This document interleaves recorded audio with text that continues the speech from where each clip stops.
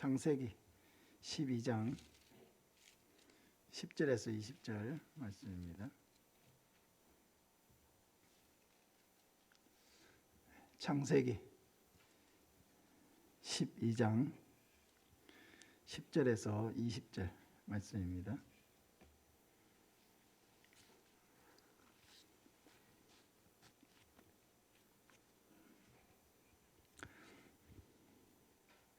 기도하겠습니다. 그 땅에 기근이 들었으므로 아브라함이 애굽에 거류하려고 거리로 내려갔으니 이는 그 땅에 기근이 심하였음이라.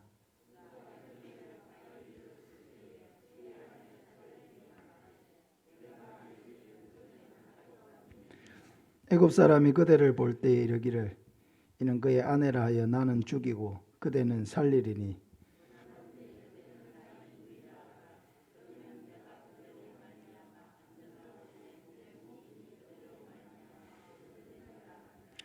아브라함이 애굽에 이르렀을 때에 애굽 사람들이 그 여인이 심히 아름다움을 보았고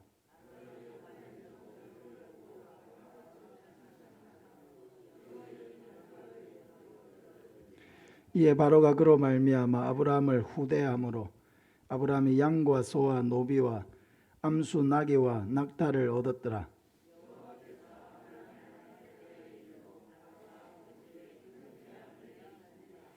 바로가 아브라함을 불러서 이르되 네가 어찌하여 나에게 이렇게 행하였느냐? 네가 어찌하여 그를 내 아내라고 내게 말하지 아니하였느냐?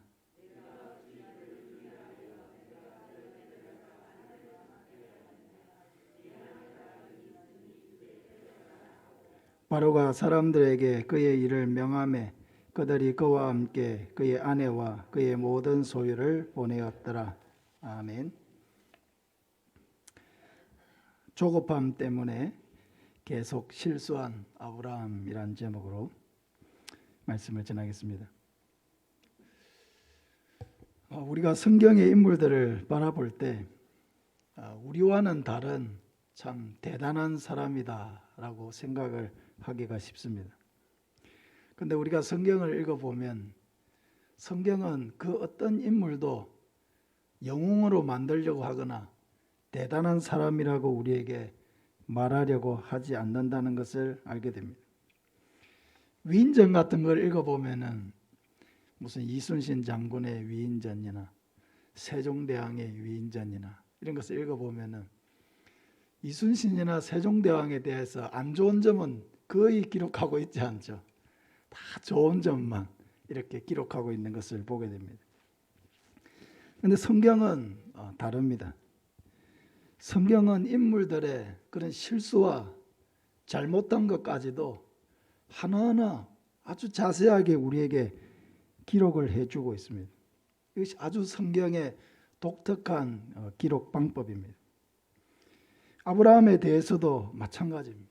아브라함이 믿음의 조상으로 택함을 받고 또 하나님의 부르심 앞에서 믿음으로 반응하고 순종한 그런 사람임에도 불구하고 아브라함의 삶을 보면은 아브라함도 참 실수가 많은 사람이고 믿음이 많이 부족했던 사람이라는 것을 우리는 알게 되는 것입니다.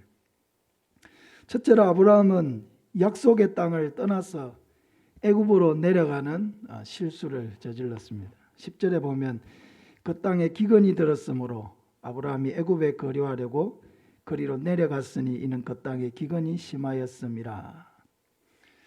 하나님의 뜻은 분명합니다. 하나님께서 아브라함을 가나안 땅으로 인도해 오실 때에는 그 땅에 머물게 하기 위해서 데리고 오신 것입니다.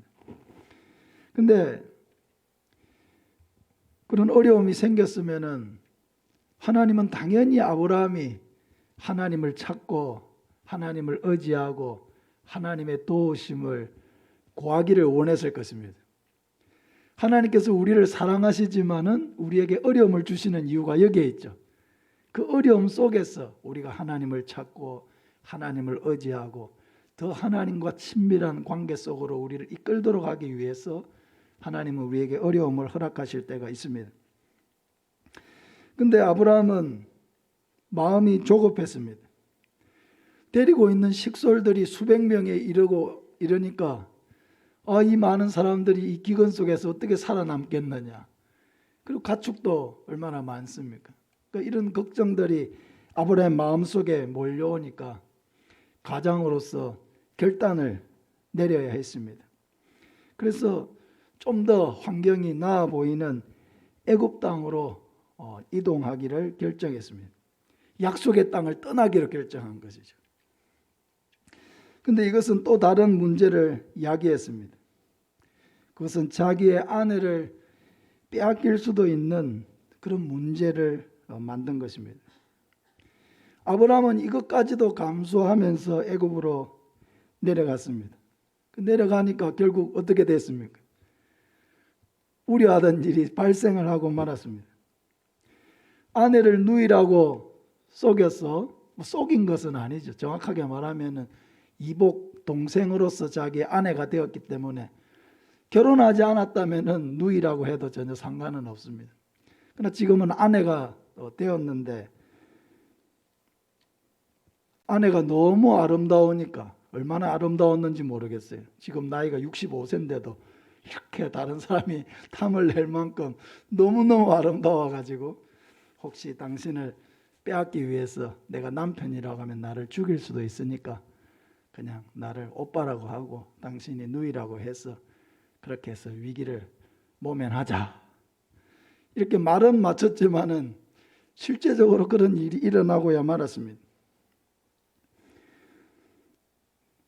아내를 누이라고 속여가지고 자기 목숨은 구했는데 이제 아내는 애굽 왕 바로의 아내로 들어가 버리고 그 모든 것을 아브라함은 그냥 가만히 지켜보면서 자기 아내를 빼앗기는 이런 신세가 되어버렸습니다. 하나님께서 아브라함을 그 먼 갈대아 우르에서 이 가나안 땅까지 인도해 오셨잖아요. 이 거리가 얼마였습니까? 갈대아 우르에서 이 가나안까지는 거리가 대략 2,500km거든요. 2,500km. 얼마나 멉니까? 이 먼 길을 아브라함을 이끌고 와서 이 가나안 땅을 주시겠다고 해서 아브라함이 하나님의 약속을 믿고 여기까지 왔는데 여기 와가지고 자기 아내를 빼앗기고 이런 신세가 되리라고는 상상도 하지 못했을 것입니다. 하나님의 약속의 땅에 버티면서 거기서 하나님의 인도를 구하고 도움을 구해야 되는데 그게 그런 모습이 전혀 없잖아요. 이 어려움 속에서 아브라함이 하나님을 찾고 하나님의 도우심을 구하고 하나님의 인도를 구했다는 그런 어떠한 말씀도 성경에 나와 있지 않습니다. 아브라함은 전적으로 자기 본능적으로 인간적인 방법으로 그런 결정을 내린 것입니다. 근데 아브라함은 20장에서 같은 실수를 한 번 더 범합니다. 그랄이라고 하는 땅에 거주할 때에 그 그랄 왕 아비멜렉이 사라를 또 탐을 내어 가지고 데려가는 그런 사고가 또 일어났습니다.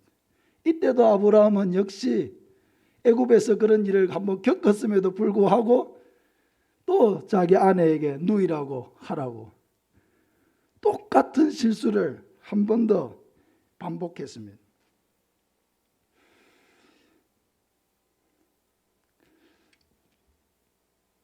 여러분 참 어리석은 것이 같은 실수를 반복하는 거죠.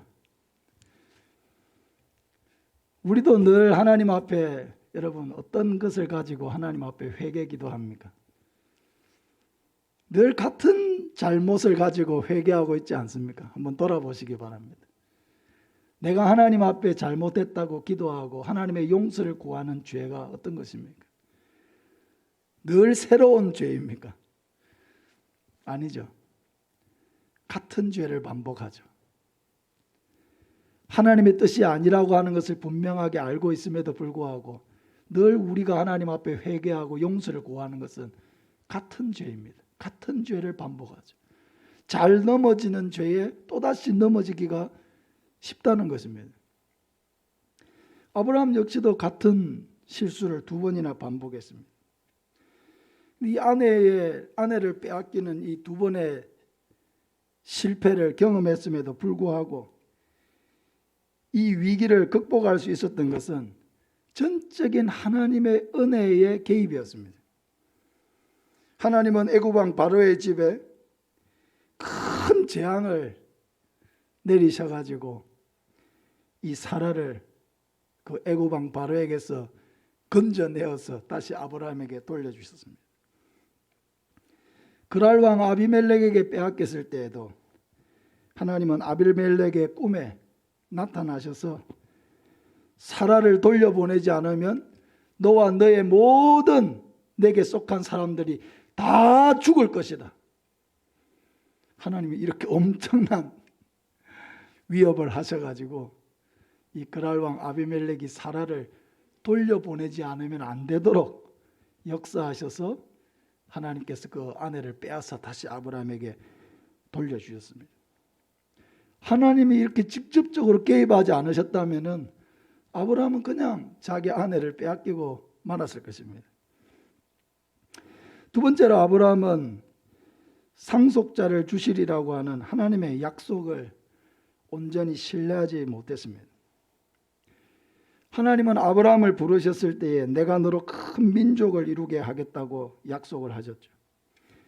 그리고 조카 롯의 가축을 돌보는 그런 목자들과 자기의 가축을 돌보는 목자들이 충돌하고 그 이후에 이 조카 롯이 더 좋은 땅을 택해서 가버린 후에 하나님께서 아브라함에게 나타나셔서 너는 눈을 들어 동서남북을 바라보라.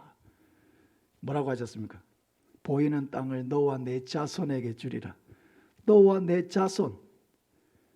분명하게 하나님께서 아브라함에게 그 자손에 대한 약속을 주셨습니다. 그러나 아브라함의 마음속에는 나에게 자손을 주시겠다고 약속을 하셨는데, 큰 민족을 이루겠다고 하셨는데, 하늘의 별과 같은 많은 후손을 주시겠다고 약속하셨는데 왜 아직까지 상속자를 나에게 주지 않으시느냐 하는 것에 대한 조급함이 마음속에 있었습니다. 빨리 하나님의 그 약속을 눈으로 보고 손으로 만지고 싶은데 하나님은 너무너무 더디신 것입니다. 빨리 주기를 원하는데, 아브라함은 빨리 주기를 원하는데 하나님은 세워라 내워라 하시는 것 같이 느껴지는 것입니다.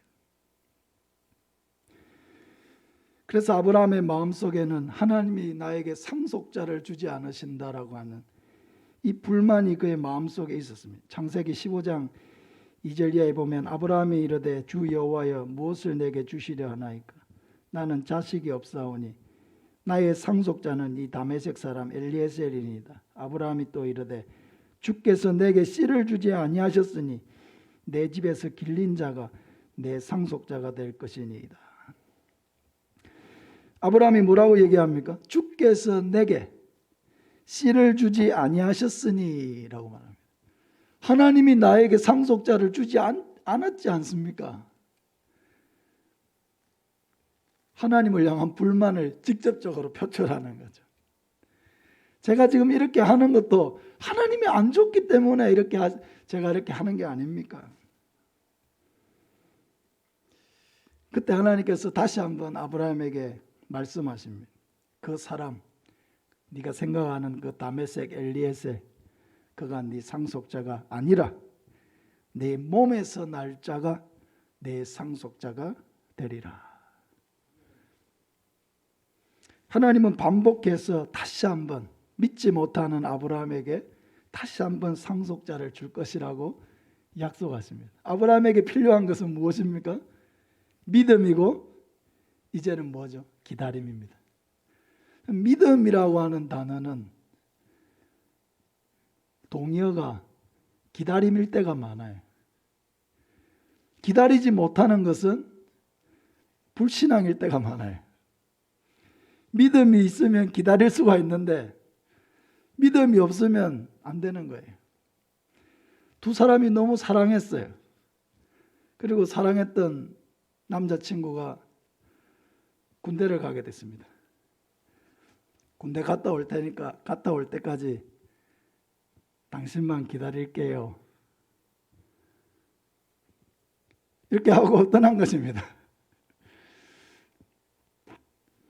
근데 그 믿음이 이렇게 끝까지 두 사람이 변치 않아야 되는데 시간이 지나니까 한 사람의 마음이 흔들리기 시작하는 거죠. 그 믿음이 사라지니까 기다리지 않을 거야. 돌아오지 않을 거야. 그 각자의 길을 가고 마는 것입니다. 믿었으면은 변함없이 기다릴 텐데 믿음이 사라지니까 그냥 믿음이 없는 행동이 나오게 되는 것입니다. 아브라함도 이 상속자 문제에 대해서 하나님께서 몇 번이나 반복해서 말씀하셨음에도 불구하고 아브라함은 그 하나님의 약속의 말씀에 대해서 온전히 신뢰하지 못했습니다. 조급한 마음이 그의 마음속에 있었습니다. 그래서 또다시 이 조급한 마음 때문에, 그리고 그 조급한 마음은 사실 불신앙의 표현인데 믿지 않았기 때문에, 그 약속의 말씀을 온전히 신뢰하지 못했기 때문에 또 실수를 하게 되죠. 어떤 실수를 합니까? 사라의 여종 하갈을 통해서 이스마엘을 낳는 또 실수를 하게 됩니다. 불신앙에서 나온 이 조급함 때문에, 빨리 상속자를 얻고 싶은 이 마음 때문에 아브라함은 이렇게 육신의 자녀인 이스마엘을 얻게 된 것입니다. 물론 하나님께서는 그 이스마엘을 아브라함의 상속자로 인정하지 않으셨습니다. 하나님의 때를 기다리지 못하고 하나님을 신뢰하지 못하니까 이렇게 결과적으로는 자기 방식대로, 자기 생각대로 문제를 해결하는 이런 불신앙의 행동이 나오게 되는 것입니다. 우리 한번 따라하겠습니다. 믿음에서 믿음의 행동이 나오고, 불신앙에서 불신앙의 행동이 나온다.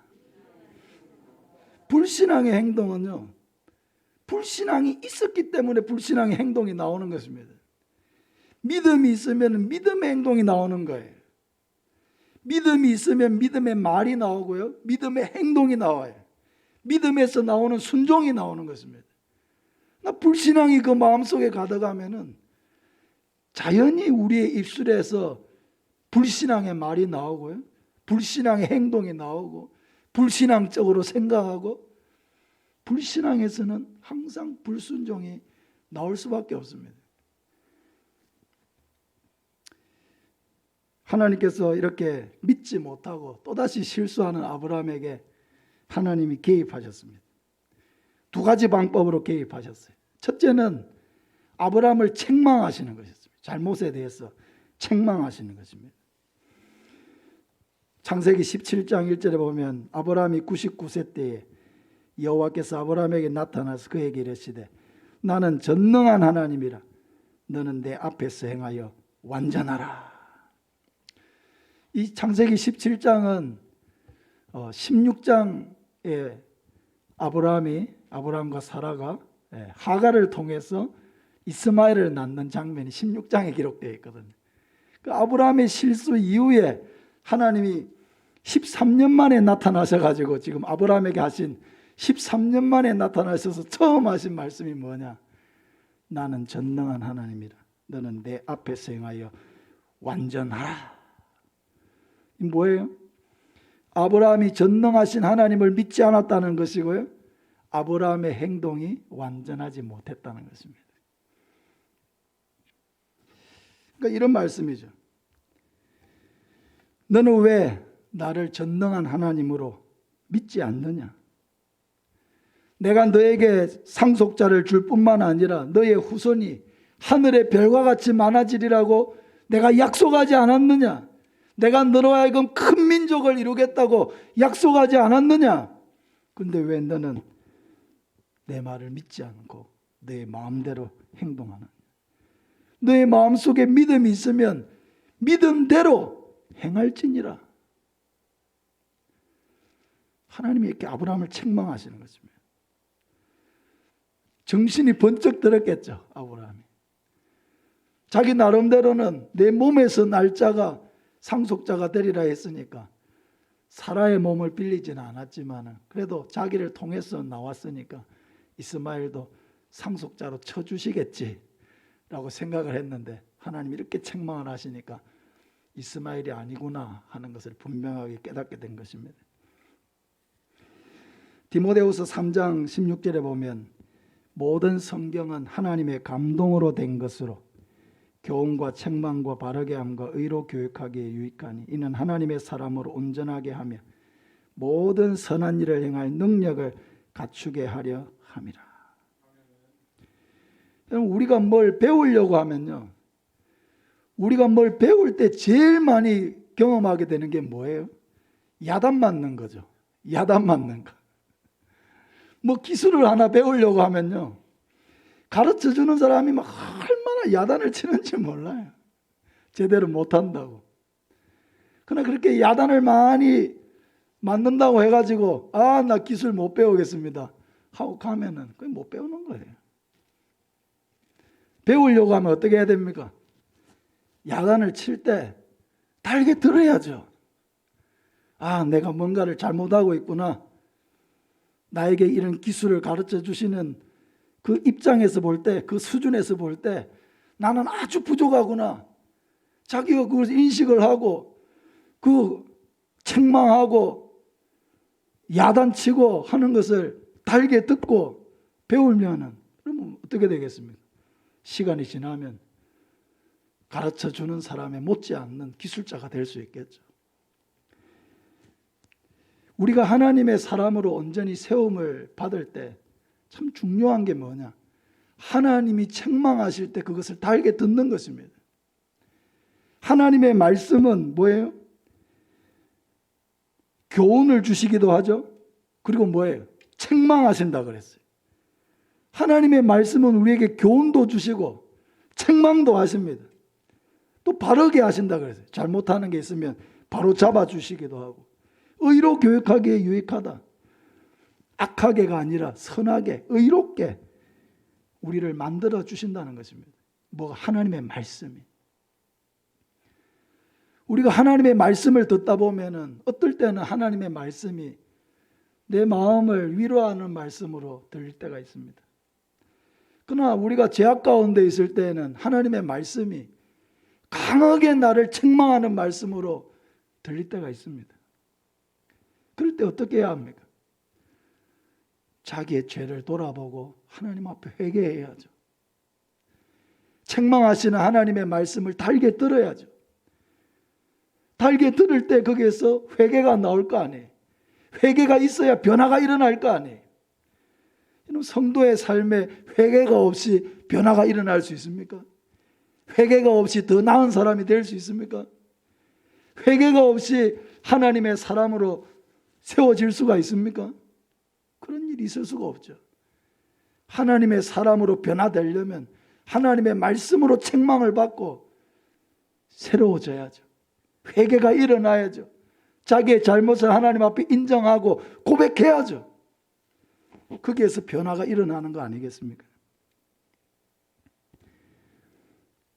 그렇게 해야 우리는 하나님의 사람으로 온전하게 되고 모든 선한 일을 행할 능력을 갖추게 되는 것입니다.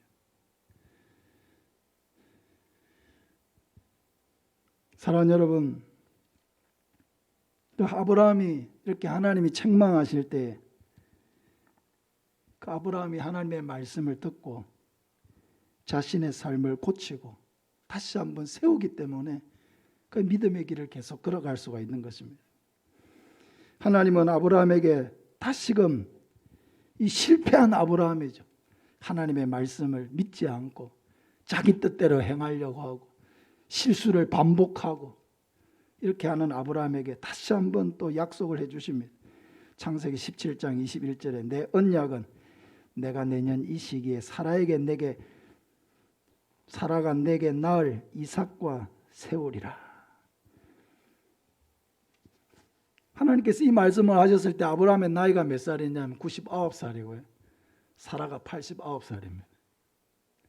그러니까 내년 이맘때 사라가 아들을 낳으리라고 하는 것은 아브라함이 100살 때고 사라가 90살 때입니다. 하나님은 반복해서 아브라함에게 하나님의 뜻을 말씀해 주셨습니다. 이 창세기를 이렇게 쭉 읽어보면 하나님께서 이모로 저모로 아브라함에게 이 상속자에 대해서 약속해 주신 것이 적어도 10번이 넘습니다. 10번이 넘어요.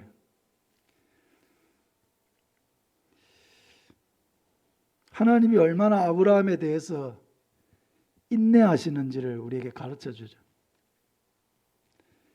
여러분, 아이들에게 뭘 하나를 가르치려고 하면은 한 번, 두 번 가르쳐 가지고 여러분 아이들이 그 행동이 쉽게 변합니까? 잘 안 변하죠. 몇 번을 가르쳐야 됩니다. 반복해서 가르쳐야 합니다. 귀에 닿지가 않도록 이야기를 해야 합니다. 근데 그것도 한 사춘기쯤 되면요, 부모의 얘기를 다 잔소리로 알아듣고 듣지도 않아요. 듣지도 않아요. 그러니 어떻게 여러분, 부모라도 그 자녀를 교육하기가 대단히 어려운 거예요. 내가 낳아서 키웠기 때문에 내 맘대로 이 아이가 교육이 됩니까? 그게 안 되죠. 자기 주장이 강해지죠. 옳은 얘기를 해도 듣지 않습니다. 다른 사람 말은 다 듣는데 부모가 하는 말은 잘 듣지 않아요. 그게 참 고약한 거죠. 그래도 어떻게 합니까? 그렇다고 부모가 아이를 포기하지는 않잖아요. 참고 기다리고 인내하면서 또 기회를 봐서 또 얘기하고 또 기회를 봐서 또 얘기하고, 그 부모가 그 아이를 길러내기 위해서는 그래 많은 사랑이 필요하고 많은 인내가 필요합니다. 하나님께서도 우리처럼 고집스러운 우리를 하나님의 사람으로 변화시켜 가려고 하면요, 하나님도 속이 터질 때가 한두 번이 아니실 거예요. 아무리 하나님이 말씀하셔도 우리 생각이 더 중요하니까, 내 생각이 더 옳으니까 하나님의 말씀을 제대로 듣지도 않냐고. 순종하면 복을 받을 건데 순종하지 않고 불순종하고 자기 마음대로 행동하고. 그래도 하나님이 우리를 포기하지 않으시고 또 말씀하시고, 포기하지 않으시고 또 말씀하시고, 어떨 때는 책망하시고 또 어떨 때는 타이르시고, 이렇게 하면서 우리를 포기하지 않고 우리를 붙들고 있기 때문에 우리가 그나마 하나님의 자녀로서 이렇게 살아갈 수가 있는 것입니다. 그러고 보면은 이 아브라함이라고 하는 이 한 사람이 믿음의 조상이 된 것은 전적으로 하나님의 은혜로 된 거지, 아브라함이 결코 자기가 잘나서 그렇게 된 것이 아니라는 것을 우리는 말씀을 통해서 분명하게 알 수가 있습니다. 하나님이 그 아브라함을 택하여 주시고 그에게 은혜를 더하여 주시고, 아브라함이 자기 힘으로 어떻게 할 수 없을 때는 직접적으로 개입해서라도 하나님이 도와주시고, 또 잘못 생각하고 실패하고 실수할 때는 책망도 하시고, 이렇게 해가지고 아브라함을 하나님께서 도와주시고 인도해 가시고 가르쳐 주시고 인내하시니까 그 아브라함이 믿음의 조상으로 이렇게 점점 세워져 간 것이지, 결코 아브라함이 혼자 잘나가지고 그렇게 된 게 아니라는 것입니다. 하나님의 은혜가 없었다면 믿음의 조상 아브라함도 결코 있을 수가 없는 것입니다. 바로 여기에 여러분 우리의 소망이 있습니다. 아브라함 스스로가 대단한 사람이어가지고 그렇게 하나님께 쓰임받았다고 하면은 우리는 성경을 읽을 때마다 낙심이 되겠죠. 아, 나는 아브라함이 아닌데, 아브라함은 대단하지만 나는 대단하지 못한데, 아브라함은 쓰임받았겠지만 나는 쓰임받을 수 없는데, 성경 읽을 때마다 열등감이 우리 마음속에 찾아오겠죠. 그러나 아브라함이라도 자기의 어떤 대단한 능력으로 그렇게 된 것이 아니고 하나님의 인내하시는 사랑, 또 도움이 필요할 때 적절하게 하나님이 간섭하시고 도우시고, 잘못한 것이 있을 때 책망하시면서 그렇게 그 아브라함의 실수를 보듬어가고 따듬어 가시는 그런 하나님의 인내하는 그런 사랑이 있었기 때문에 아브라함이라고 하는 사람이 세워졌다고 하면은 우리도 얼마나 실수가 많고 부족한 것이 많습니까? 우리도 잘못 판단해가지고 자기 마음대로 행동하고 하나님 앞에 묻지도 아니하고 하나님의 도우심을 구하지도 아니하고 자기 뜻대로 행동해서 하나님의 마음을 아프게 하고 하나님의 뜻을 저버릴 때가 얼마나 많이 있습니까? 우리도 많은 실수가 우리의 삶에 있습니다. 그러나 우리라고 하는 이런 연약한 사람도 하나님께 쓰임받을 수 있고 또 구원받을 수 있는 이유는 하나님이 저와 여러분을 오늘도 붙들고 계신다는 것을 믿으시길 바랍니다. 하나님이 붙들고 계시니까 아브라함을 사랑하신 것 같이 우리도 사랑하시고 아브라함에게 은혜를 베푸신 것 같이 우리에게도 은혜를 베푸시고 아브라함의 그 실수를 하나님이 채워주신 것 같이 우리도 실수하고 실패할 때 하나님이 우리를 붙들어 주시고 채워주시니까 우리도 살 수가 있고 이런 우리도 구원받게 되는 것입니다. 사랑하는 여러분, 이것이 바로 하나님의 은혜입니다. 하나님의 은혜가 저와 여러분을 만들어가는 것입니다. 항상 하나님을 바라보시길 바랍니다. 실수도 있고 넘어지겠지만은 주저앉아 있지 마시기를 바랍니다. 다시 일어나시고 하나님이 책망하실 때 즉시 회개하고 자기의 잘못을 인정하면 하나님이 용서해 주시고 우리를 새롭게 해 주십니다. 항상 조급한 마음이 우리 마음속에 있고 자기 생각대로 되지 않으면 성급하게 일을 결정하고 일을 거르칠 때가 많이 있습니다. 그때마다 하나님, 내 믿음이 너무 부족합니다.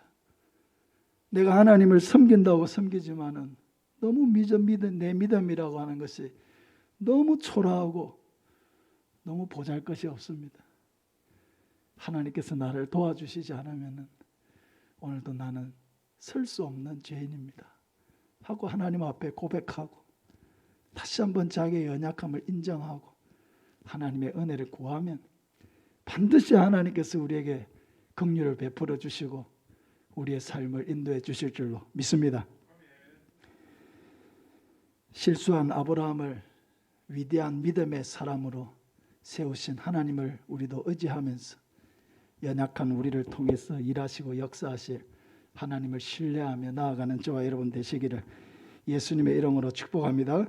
우리 같이 한번 기도하겠습니다.